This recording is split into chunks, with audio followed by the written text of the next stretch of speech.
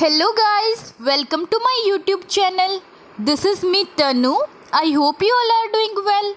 In this video, we will study about research approach and designs.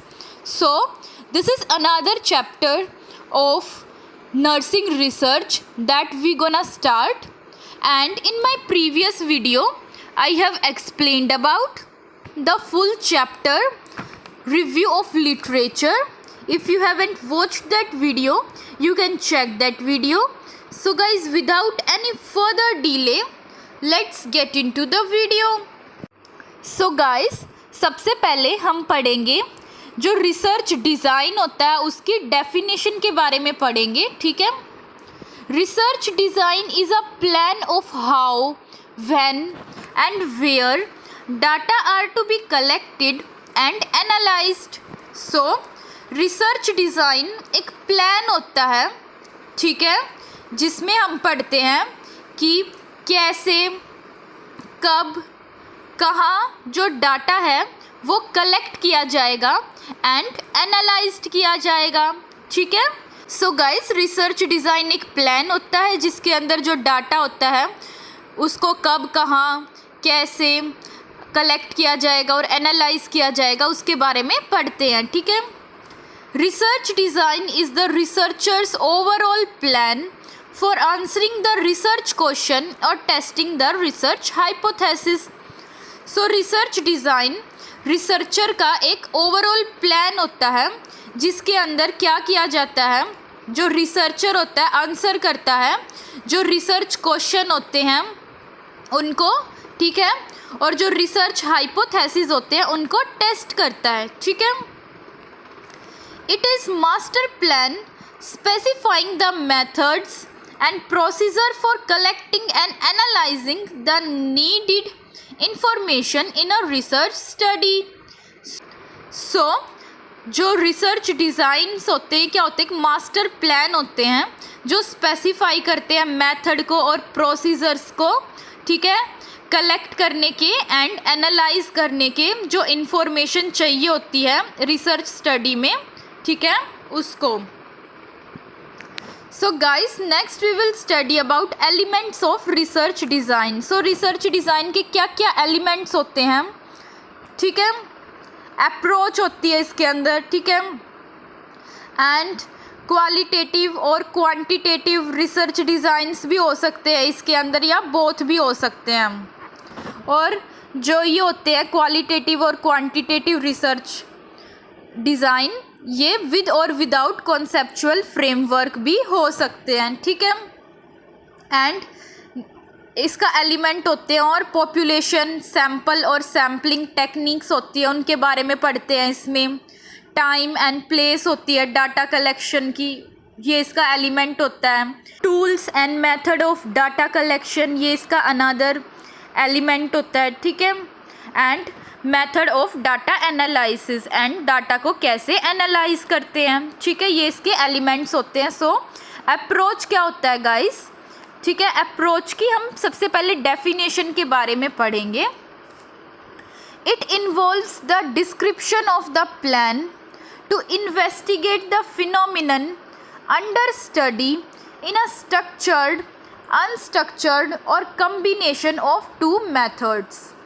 So guys, जो approach होती है ये description होता है प्लान का, ठीक है, एक प्लान होता है उसका पूरा डिस्क्रिप्शन होता है अप्रोच। एंड इसके अंदर क्या होता है, स्टडी के अंडर, ठीक है, इन्वेस्टिगेट किया जाता है, फिनोमिनन होते हैं उनको इन्वेस्टिगेट किया जाता है, ठीक है, या तो स्ट्रक्चर्ड फॉर्म में, स्ट्रक्चर्ड मीन्स क्वांटिटेटिव फॉर्म में, या तो अनस्ट्रक्चर्ड फॉर्म में, अनस्ट्रक्चर्ड या तो क्वालिटेटिव फॉर्म में, और कम्बिनेशन ऑफ टू मेथड्स, और क्वांटिटेटिव और क्वालिटेटिव का कम्बिनेशन करके जिससे डिस्क्रिप्शन किया जाता है प्लान का इन्वेस्टिगेट करने के लिए, जो फिनोमिनन होता है उसको इन्वेस्टिगेट करने के लिए स्टडी के अंडर में ही, ठीक है। सो गाइस, क्वांटिटेटिव और स्ट्रक्चर्ड का क्या मीनिंग होता है, सो ये डील करता है नंबर्स के साथ और स्टेटिस्टिक्स के साथ। इसमें जो डाटा होता है वो कलेक्ट किया जाता है नंबर फॉर्म में और स्टैटिस्टिक फॉर्म में, ठीक है। और अनस्ट्रक्चर्ड या क्वालिटेटिव, इसमें क्या होता है, ये डील करता है वर्ड्स के साथ और मीनिंग्स के साथ, ठीक है। और इसमें जो डाटा होता है ये वर्ड और मीनिंग फॉर्म में, मीन्स डिस्क्रिप्शन फॉर्म में कलेक्ट किया जाता है, ठीक है। So guys, next we will study about factors of research approach. Now research approach के क्या क्या फैक्टर्स होते हैं उसके बारे में पढ़ेंगे हम। First one is population sample and sampling technique, ठीक है। पॉपुलेशन हो गई एक पूरी, एंड सैंपल लेते हैं जो, और जो सैम्पलिंग टेक्निक यूज़ होती है उसके लिए, ठीक है। ये होता है फर्स्ट फैक्टर रिसर्च अप्रोच का। And second, the time, place and source of data collection. Time, किस टाइम पर, किस प्लेस पर एंड किन सोर्सेज का यूज़ किया जाता है डाटा कलेक्ट करने के लिए, ठीक है। ये सेकंड फैक्टर होता है। Third one is tools and method of data collection. इसके अंदर पढ़ते हैं हम जो टूल्स होते हैं जिनका यूज़ किया जाता है, कौन से मेथड का यूज़ किया जाता है डाटा कलेक्शन के अंदर। ये थर्ड फैक्टर होता है रिसर्च अप्रोच का। And fourth one is method of data analysis. कौन से मेथड्स होते हैं जो यूज़ होते हैं डाटा को एनालाइज करने के लिए। So these are 4 factors of research approach. So guys, next we will study about selection of research design. जो रिसर्च डिज़ाइन होता है उसको कैसे सेलेक्ट कर सकते हैं, ठीक है। Selection of research design largely depends on the nature of research problem, the research available, accessible of subjects and research ethics, ठीक है। सो जो सिलेक्शन होता है रिसर्च डिज़ाइन का, कैसे सेलेक्ट करते हैं रिसर्च डिज़ाइन को, ये मेनली डिपेंड करता है जो नेचर होता है रिसर्च प्रॉब्लम का उस पर, ठीक है। जो रिसर्च अवेलेबल होती है उस पर डिपेंड करता है। एंड असेसेबल ऑफ सब्जेक्ट, कितना असेसेबल है हम सब्जेक्ट से। एंड रिसर्च जो इथिक्स होती हैं उस पर डिपेंड करता है पूरा जो सिलेक्शन होता है रिसर्च डिज़ाइन का। So guys, next we will study about factor affecting selection of research design. So कौन से फैक्टर्स होते हैं जो अफेक्ट करते हैं रिसर्च डिज़ाइन के सिलेक्शन को, इसके बारे में पढ़ेंगे। सो गाइज, जो फर्स्ट फैक्टर होता है जो अफेक्ट करता है सिलेक्शन को रिसर्च डिज़ाइन के, वो होता है nature of the research problem, ठीक है। सो ये मोस्ट इम्पॉर्टेंट फैक्टर होता है जो हेल्प करता है रिसर्चर को ये डिसाइड करने में, जो सिलेक्शन होता है रिसर्च डिज़ाइन का उसको डिसाइड करने में ये हेल्प करता है, ठीक है। और जो नेचर होता है रिसर्च प्रॉब्लम का, उसके बेसिस पर ही ये हेल्प करता है रिसर्चर को ये डिसाइड करने में जो क्वांटिटेटिव और क्वालिटेटिव रिसर्च डिज़ाइन होते हैं उनमें से कौन से का यूज़ करना चाहिए इन्वेस्टिगेशन के लिए, ठीक है। जो क्वांटिटेटिव रिसर्च डिज़ाइन होता है ये डील करता है नंबर्स के साथ और स्टैटिस्टिक्स के साथ, और जो क्वालिटेटिव रिसर्च डिज़ाइन होता है ये डील करता है वर्ड्स के साथ और मीनिंग्स के साथ, ठीक है। सो सेकंड फैक्टर जो अफेक्ट करता है जो सिलेक्शन होता है रिसर्च डिज़ाइन को, वो होता है पर्पस ऑफ द स्टडी, ठीक है। सो गाइस, जो पर्पस होता है स्टडी का, ये क्या करता है, ये हेल्प करता है रिसर्चर को चूज़ करने में, जो सुटेबल रिसर्च डिज़ाइन होता है उसको चूज़ करने में ये हेल्प करता है, ठीक है। सो जो थर्ड फैक्टर जो अफेक्ट करता है रिसर्च डिज़ाइन को, वो होता है researchers knowledge and experience. So guys, जो सिलेक्शन होता है रिसर्च डिज़ाइन का, ये मेनली इन्फ्लुएंस्ड होता है रिसर्चर की नॉलेज से एंड एक्सपीरियंस से। और जो रिसर्चर होते हैं वे अवॉइड करते हैं उन डिज़ाइंस के यूज़ को जहाँ पर वे लैक करते हैं कॉन्फिडेंस को और नॉलेज और एक्सपीरियंस को, ठीक है। सो फोर्थ फैक्टर जो अफेक्ट करता है रिसर्च डिज़ाइन के सिलेक्शन को is researcher interest and motivation, ठीक है। जो इंटरेस्ट और मोटिवेशन लेवल होते हैं ये हेल्प करते हैं रिसर्चर को डिसाइड करने में पर्टिकुलर रिसर्च डिज़ाइन के बारे में। जो मोटिवेटर रिसर्चर होगा वो हमेशा एनालाइज कर लेता है जो एस्पेक्ट्स होते हैं रिसर्च डिज़ाइन के, ठीक है, उनको। जो नेक्स्ट फैक्टर अफेक्ट करता है रिसर्च डिज़ाइन के सिलेक्शन को, वो है रिसर्च इथिक्स एंड प्रिंसिपल्स, ठीक है। जो एप्लीकेशन होती है इथिकल और लीगल प्रिंसिपल्स की रिसर्च डिज़ाइन में, वो असेंशियल होती है, ठीक है। एंड ये इंक्लूड करते हैं इसके अंदर जो मॉरल ऑब्लिगेशंस होती हैं, ठीक है, उनको इंक्लूड करते हैं।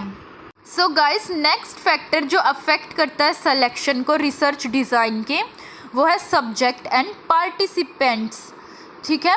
जो नंबर और जो अवेलेबिलिटी होती है स्टडी सब्जेक्ट्स की, ये इन्फ्लुएंस करती है जो सिलेक्शन होता है रिसर्च डिज़ाइन का उसको, ठीक है। जैसे एग्ज़ाम्पल, ओनली फ्यू सब्जेक्ट्स ही इन्वॉल्व है स्टडी के अंदर एंड इन डेप्थ में जो डाटा है वो रिक्वायर है, ठीक है।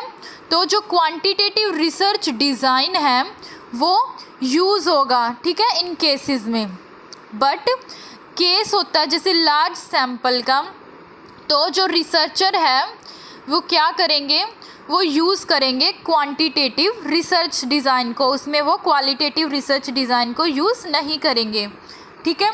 जो नेक्स्ट फैक्टर जो इन्फ्लुएंस करता है या अफेक्ट करता है सिलेक्शन ऑफ रिसर्च डिज़ाइन को, वो होता है रिसोर्सेज, ठीक है। कोई भी रिसर्च कंडक्ट नहीं की जा सकती बिना रिसोर्सेज के। रिसोर्सेज जैसे मनी हो गई, इक्विपमेंट्स हो गई, फैसिलिटीज़ हो गई, सपोर्ट हो गया कलीग्स से, ये इम्पोर्टेंट रोल प्ले करते हैं।